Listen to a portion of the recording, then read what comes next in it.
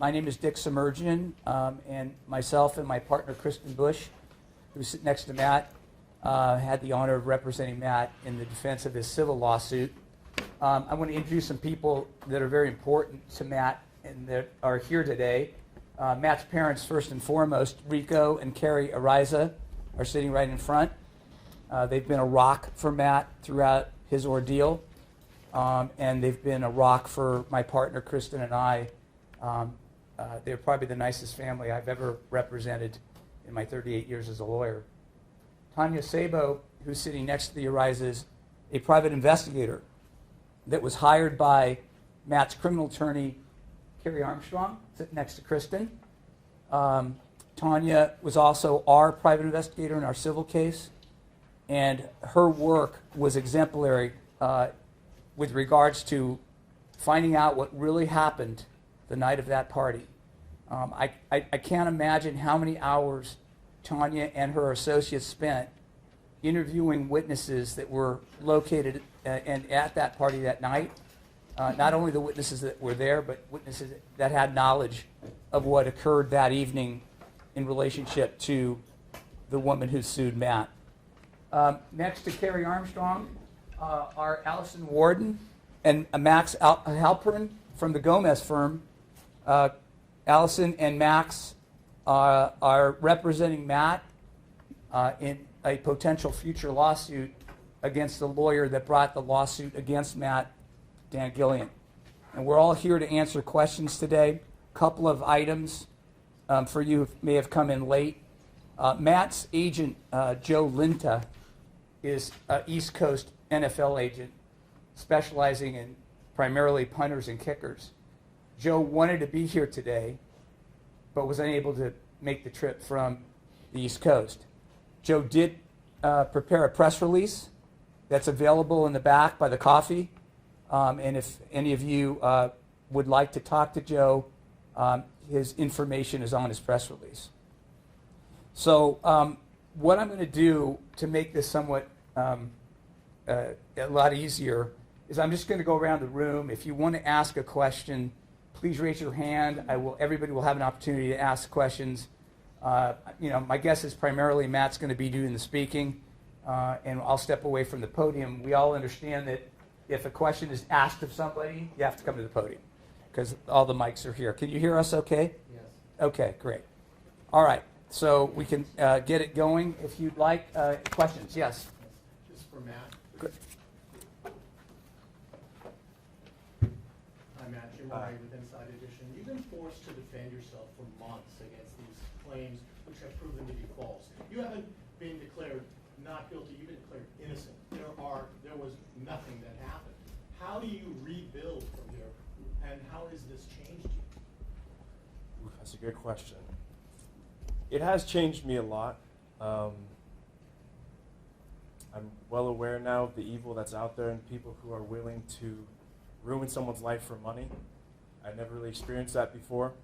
In terms of rebuilding, just one day at a time, I guess. I'm confident that I'll be able to regain my NFL career whenever that is. I believe it's more of a when, not an if. And again, just trying to focus on football when I get there. Ed? And you are planning definitely to pursue a lawsuit against Dan Gillian? Yes, as of now, I am. Can you talk about his remarks to you, about you? Oh, I'd be up here for hours. He lied time and time again, and specifically through the media, which caused me so much damage. Had he just filed the lawsuit and not gone on a big media tour, it might be a different story, but the way he handled it was unbelievably unprofessional. Going to Twitter, starting this big social media campaign, it was quite ridiculous, and he'll be held accountable for his actions. May I follow up? Sure.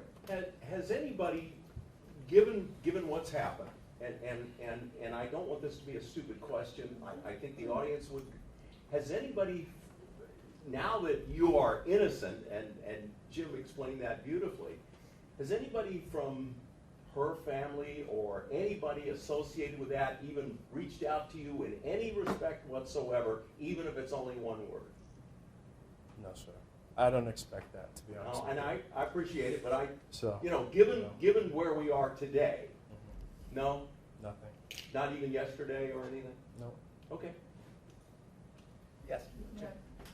In your own words, what has life like, what's life been like for you? Because I can't imagine, people say, oh, this can never happen to me.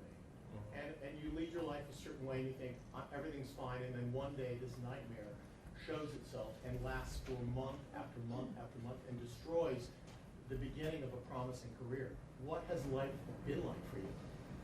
It's been a roller coaster. There's been lots of ups and downs starting from my senior year in college. The success athletically happened really quickly, and being drafted and all of that was a lot of very quick success, and then it all came crashing down very quickly. Then very quickly we got evidence that I knew I would be exonerated eventually, so to be honest with you, it's been a roller coaster. But that evidence came out, and yet it's taken so long for Yeah. this to be finally dismissed. Yeah, because when you sue someone, you're kind of playing with house money. Her life wasn't affected. She didn't lose her job. Her life wasn't on pause throughout all this, but mine was. Are you angry? I am, but there comes a point where you have to move on, and I have to focus on my life and being successful and happy and doing what I can, and that's kind of where I'm at right now. Yes. A couple questions. So, how do you move on from here, and what are your plans right now, for one? My plan is kind of like I've said from the start, to try and regain my NFL career. When I was cut, I was an NFL starter, had just beat out a veteran. I was on a 4-year contract, and that won't be handed back to me. No one in the NFL is going to go, oh, here's the job that you once had. So, working to regain where I was at is my primary goal right now. And then another question: what would you like to see, kind of moving forward, to maybe prevent something like this from happening to someone else in the future?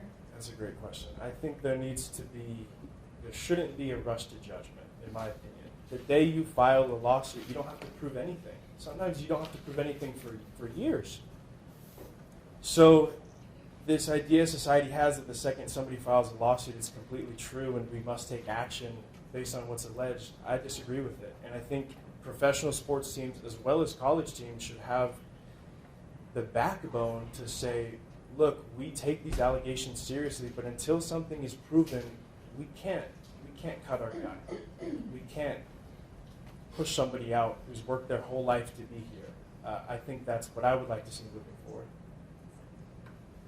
Good questions. Yes, I don't know your name. Kelly with CBSA. Oh, hi, Kelly. I know some previous comments that were made, early on in all of this was kind of, this is just how college kids behave, it may not be becoming, but do you have any regrets on things that have happened, and looking back on what's happened so far, do you regret things that have happened? I do. I want to be very careful to not make it sound like I harmed anyone. I know I didn't. I never acted in a way to harm someone. But I regret acting in a way where something bad could happen. I mean, you're going out, you're drinking, you're partying. There's a million different things that could go wrong. And where my life was at the time and what I wanted my future to look like, yeah, I wish I had just stayed home. Really quick. In the back? Yes. Hamilton. So much has been lost from you professionally, but can you talk about what has been lost from you in terms of your family, your friends, your teammates, and you personally? Well, my name, my reputation, this will be tied to me forever. That won't go away.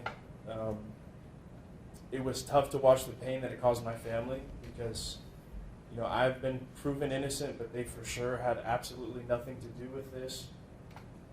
And yeah, that was the hardest part for me, was watching, what my family went through.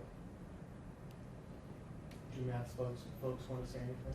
I don't believe No, so. I'll handle everything. Yeah, thank you. When we talk about your family support, I know that having kids myself, it means a lot to them when parents say, we back you. What was your experience like with your family? Just like you said, they backed me from day one. They believed in me from day one. They're the best parents in the world. I love you guys so much. I'm so grateful for you. Throughout this whole thing, I think it wouldn't be wouldn't it be very strange for anyone in my family or friends to maybe say, hey, I want to distance myself from you? But that was not my experience. I did not lose a single friend or family member over this. Texts from everyone throughout the whole thing. Anytime someone comes out, my phone's flooded for messages from family and friends. So it's been awesome. You know who your real friends are in bad times, and I'm grateful for that. Given Yes. what you've been through, what would your advice be to future college football players, or baseball, or anybody else? You won't get the benefit of the doubt. So if you put yourself in a situation where someone says something about you, it'll be taken at face value until you can prove that it's not true. So you have to do everything you can to avoid ever being in a situation where someone makes a claim about you that could cause you to get cut or to lose your job or lose your career.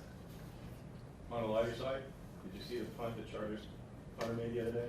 I read about it. I didn't see it. No. Does that make you feel a little pressure? I don't know about pressure, but I wish I was there. I wish I was playing right now. Ed? Feel free to get into specifics. Have other teams at some point, including yesterday, or they got word of the settlement, if you will, are there specific teams that have reached out to your agent as opposed to vice versa? I haven't heard anything since yesterday.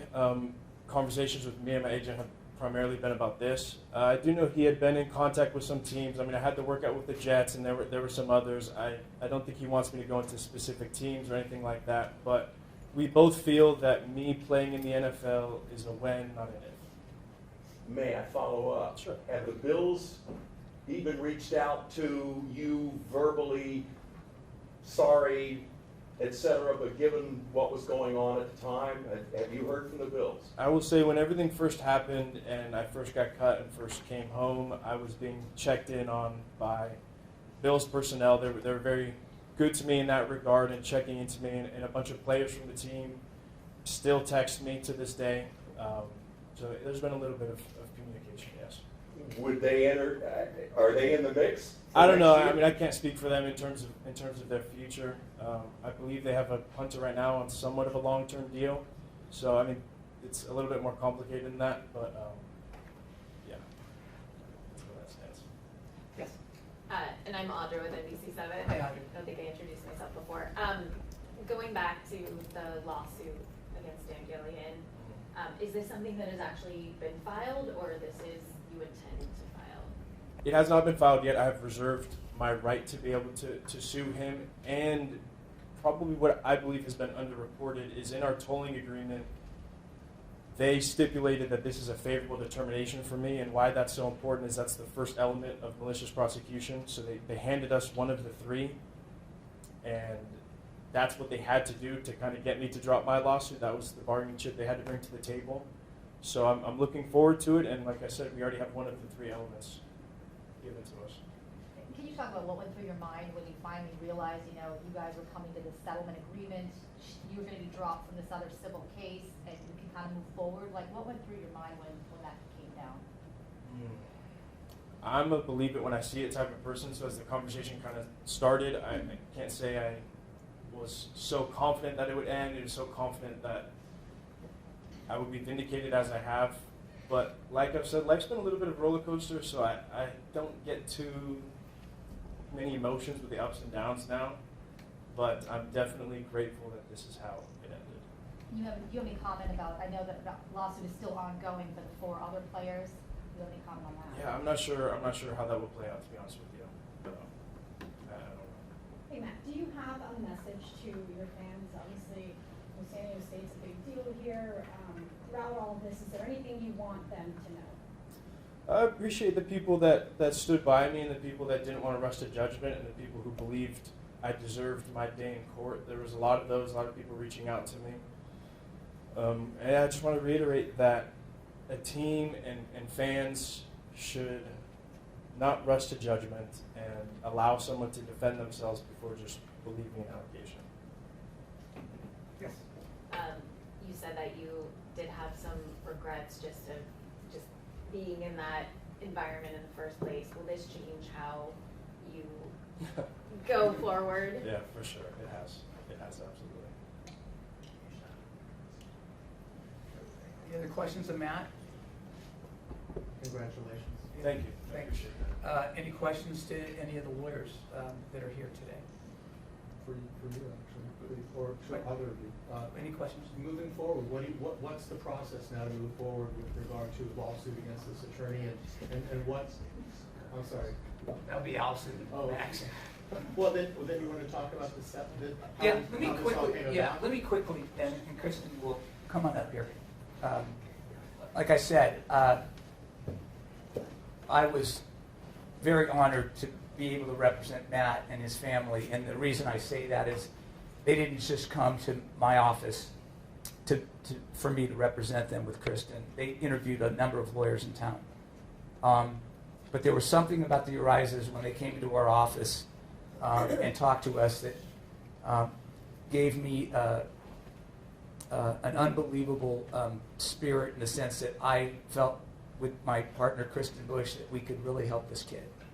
And I promised the Arisas on the first day I met them that I'm going to get Matt out of this case, that Kristen and I will work as hard as we could to get Matt out of this case without him having to pay a penny. And our goal from day one was, in fact, to get a dismissal. And I let Mr. Gillian know that on my first phone call with him. And Kristen let his associate attorneys know that in pretty much every conversation we had. Yeah, I mean, this has been a long haul. It's long overdue. The Arisas have been put through hell. And if you want to talk about what it means to have to go through litigation and have to hire attorneys to represent you and defend you, like, the Arisas will be able to speak to that. And I can say that we carry that anxiety with us. And we went into battle with Dan Gillian in his office. From day one, we were demanding the dismissal. Every time I had a deposition, we took 8 depositions in this case, I would talk to the attorneys. Why haven't you dismissed Matt yet? What is the holdup? Why are you doing this to this family? It's a long overdue. And it's important to note that we took 8 depositions in the defense of Matt. Mr. Gillian didn't take one. He didn't take one deposition in this case. And we were just appalled at the fact that we were constantly demanding a dismissal, and he refused. And he knew over a year ago that he didn't have the evidence. He didn't have the evidence to put Matt in that bedroom or in that house.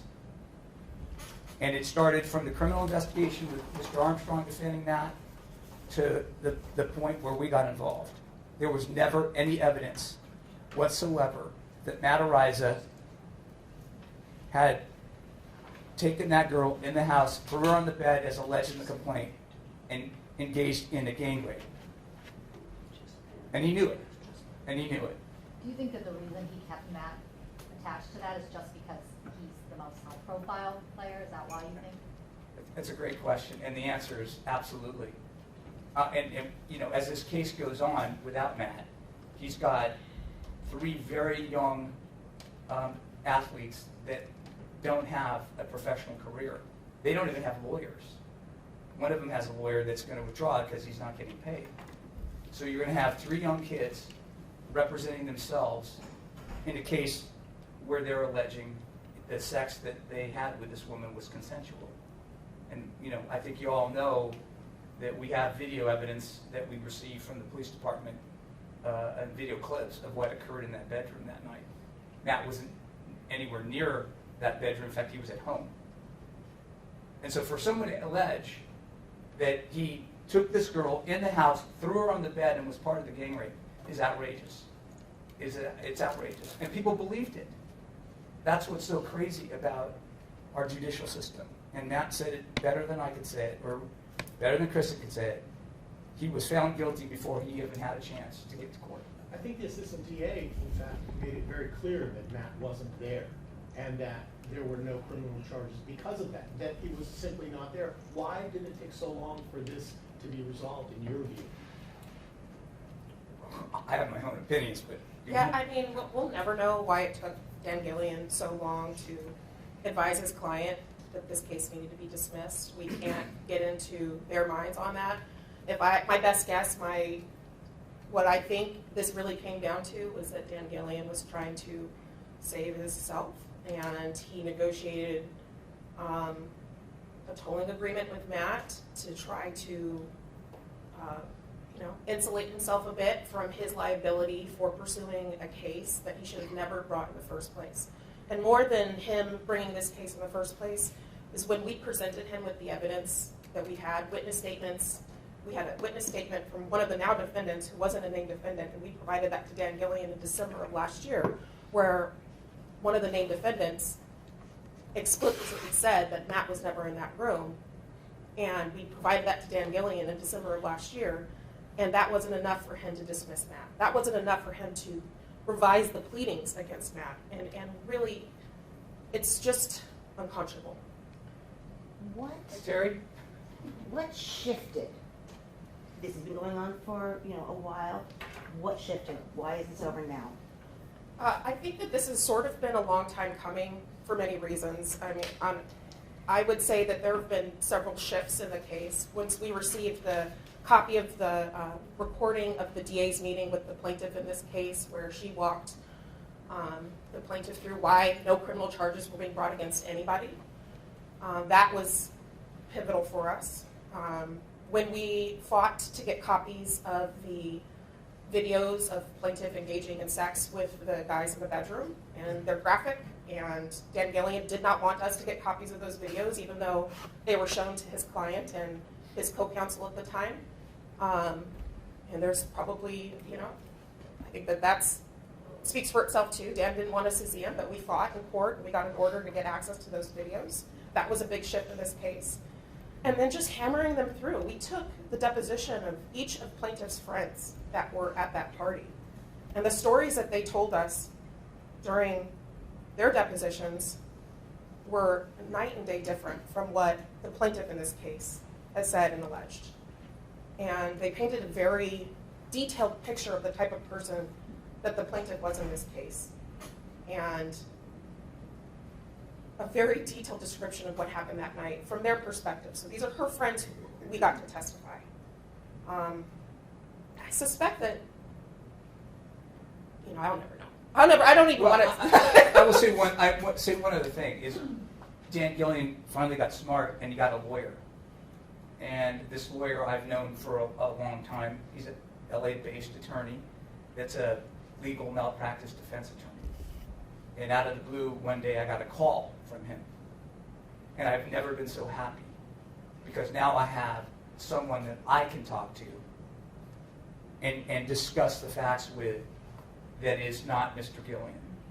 And ultimately, that lawyer and I, with help from this entire team, got the matter settled. Had Dan not got this lawyer, who knows what would have happened. When did that call come in? Recently? I'm going to say 3 months ago? No, I 2 think months it ago? was maybe 6 weeks ago. 6 weeks ago? Yeah. And it turned out great because, like I said, we've known each other. We know each other's professional background. He's a credible man with integrity, and he knows that hopefully I am too. So we started discussing a resolution. He was wholeheartedly in agreement to get Matt dismissed, and that's how the tolling agreement came into being. Yes? Can you talk about how when a case like this is brought that is so false, kind of like the boy who cried wolf, like how does this impact future cases? I mean, rape cases can be very hard to prosecute anyway when the evidence is all there, or there isn't a lot of evidence maybe to work with. So how does something like this then hurt potential victims in the future? That's a really good question, and I'll let Kristen address it after I do. Obviously, people need to be protected, and we have a judicial system that does protect people. And people who are victims, truly victims of sexual assault, need to be protected. And so it's these cases that come up that really hurt that movement. And when we first got the case, obviously we spoke to Matt. We knew how sensitive the issue was, not only just as it related to the Arisa family, but with regards to just justice and general assistance to those who have been victims of assault. It was tricky because we didn't really have, at that point, we knew that Matt was not involved in the assault, but she was alleging a gang rape. I would hope in the future that lawyers who take these cases do a little more investigation and understand that there's evidence out there that may not be true as it relates to some of the allegations. And it's a step backwards, frankly, when you do file a lawsuit that doesn't have the evidence. Kristen? Yeah, I think that for anybody who has to litigate these cases and really think about the impact that it has on everybody involved is, this is the heavy stuff. And my heart goes out to anybody who is faced a true assault of the type that was fabricated in this case, because really it's gut-wrenching to hear about these types of things. There's ideas that I've seen floated around, like maybe protect people who have been accused. You don't pop off in the media about it. Maybe you let the courts handle the situation instead of emailing their employer. Maybe you have protections put in place so that if you're accusing somebody of something that there's been no criminal proof, that you John Doe them as the defendant to protect their identity. And this is going to be something that us as a society has to really deal with in the future as these types of claims are litigated in civil courts. And what's ironic is this particular woman got to file the cases at Jane Doe. But Matt Araiza was Matt Araiza. And even though we knew her identity, she was Jane Doe, and she still is Jane Doe today. So the general public doesn't know that there was a fabricated lawsuit by an individual, and Matt took the brunt of that. Carrie Armstrong's here, Allison and Max are here.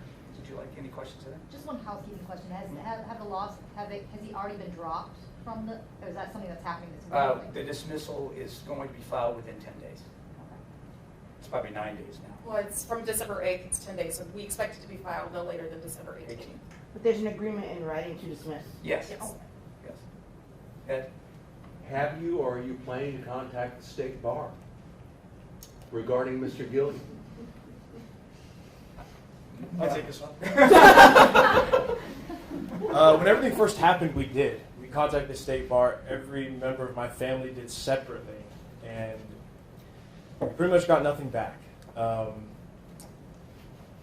There are great lawyers out there, like the ones that I have, who fight for justice and fight for their clients, and there's even ones out there like Dan Gilliam who just want a paycheck and are willing to do whatever it takes to get that, and they're protected, unfortunately.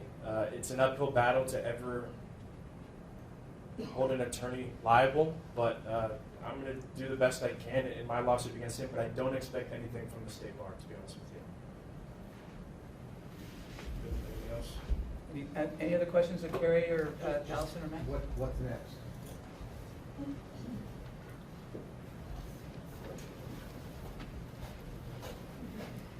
So I think I can help clear up some questions too that you guys have. Everybody wants to know what's the shift, right? I mean, obviously you heard from Dick and Kristen that they did an incredible job for the last year, right? In taking depositions, having the evidence, putting that evidence in print, having communications with Mr. Gilliam on the other side. However, they refused to drop it, right? Because at that time, it was only her voice that was being heard through Mr. Gilliam and through her in the media. His voice was not being heard. The truth was not coming out. So the shift here, and what happened is Matt decided to have a voice, and that voice came through a lawsuit that we filed against Ms. Walker. She might be Jane Doe in the underlying case, but she is not in our case when we sued her, because she made false allegations. She perpetuated this false narrative for over a year that was devastating to not only Matt Araiza's profession, his future, but his family. So the shift in the narrative came when Matt Araiza decided to hold those who are responsible accountable. And it starts with Ms. Walker. And that is why that lawsuit was filed.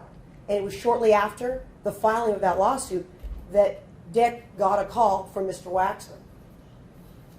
And that was at that time, he represents Mr. Gillian's carrier, insurance carrier.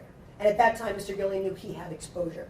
And at that same time, when the lawsuit was filed and Matt finally got his voice heard and put those facts into print, it was at that time that Mr. Gillian took down his YouTube page, he took down his Twitter, he removed all the videos from his website. It was at that time that the pendulum shifted. And from that moment on, Matt took control. Matt was on the offense, and they spent every day since trying to find a way to get that lawsuit dismissed and quickly to dismiss the one against Matt, because they knew they were boxed in and there was no way out for them.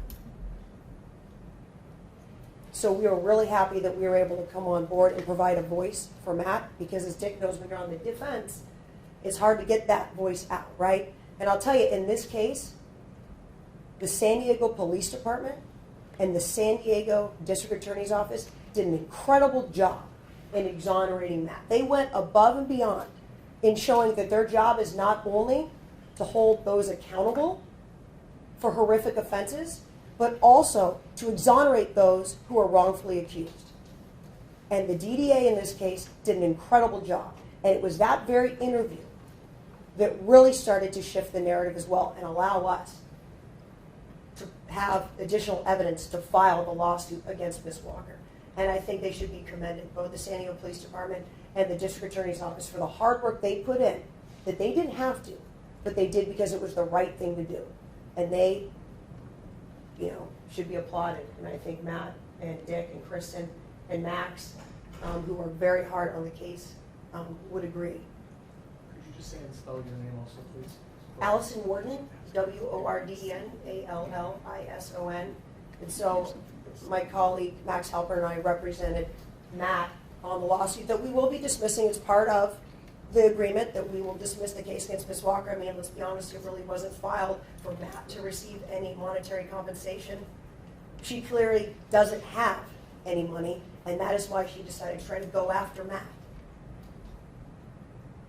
in the way that she did. And those responsible for what they did to Matt will be held accountable.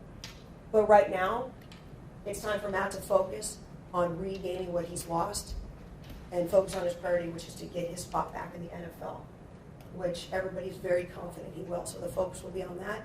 But make no mistake that there are several involved that are responsible, and they will be held accountable. Under any circumstances, do you think you won't be filing a defamation lawsuit against Gillian or going after him? Is there anything that he could do now to prevent it from happening, or why haven't you guys definitively said you're definitely going to file? I think Matt was pretty clear about his intentions on what he wants going forward. Obviously, everything is done according to what Matt would like. He is steering the ship, and we are here, and we're proud, just like Dick and Kristen, to represent Matt. I couldn't echo the sentiments anymore that Dick and Kristen said about this family, and it's heartbreaking. And so I think everybody will be celebrating and watching Matt's first game back in the NFL. We certainly can't wait for that day. Can one of you just briefly explain what the parameters of the tolling agreement are? Dick, you want to do that? So a tolling agreement is it's a legal document. It's a written legal document signed by the parties. In this case, Mr. Gillian signed it along with other lawyers from his office, and Matt signed it. And what it does is it tolls the statute of limitations for certain causes of action. In this tolling agreement, it's a 1-year toll, meaning that if tomorrow we needed to file a lawsuit for tortious interference of contract, that statute would run for 1 more year. So in 2024, December 14th would be the statute. So we told it for a year for a number of reasons. One is it gives Matt some breathing room from litigation. He's been at this thing now if you include the criminal stuff, Gary, I mean, how long? Year and a half. Huh? Year and a half. A year and a half. This young kid has been involved with litigation. So our recommendation to Matt was, look, you need a breather. Your family needs a breather.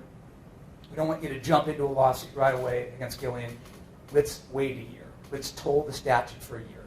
And maybe in that year, knock on this plastic, he will be an NFL punter. And maybe when he's an NFL punter, he will have different ideas about what he wants to do with his life. And maybe a lawsuit's not one of them. But he's young enough to make that decision when time comes. So we wanted a tolling, and luckily with Gillian's lawyer, we were able to negotiate a tolling agreement. That tolling agreement was super important because Matt has every resolve right now to sue those who harmed him. And this gives him a year breather. Does that make sense? It does. Does it? It sounds as if you felt that the negotiations for a resolution in this case started in earnest when you got that phone call from the other attorney a few weeks ago. Pretty Is that much. what you're saying? That's when we had some dialogue that I could actually talk to somebody who would be reasonable, right? And he was reasonable. He was actually in agreement that the case should be dismissed. And we did utilize, just on the side, a mediator in town to help us when we had disagreements. Judge Stephen Denton gave his time to us without charge to help us navigate some disputes we had relative to the tolling agreement. And I want to just give a shout out to him. He did that because he has great respect for Matt. I think he's a San Diego State fan, frankly, and wanted to see Matt back on his feet in the NFL. My question's for Matt. How are you keeping yourself ready if that call should come from the NFL? I mean, same way I'd keep myself ready if I was on a team, working out, training. I mean, it's the same. It doesn't matter if you're doing it here in Buffalo. The principles stay the same.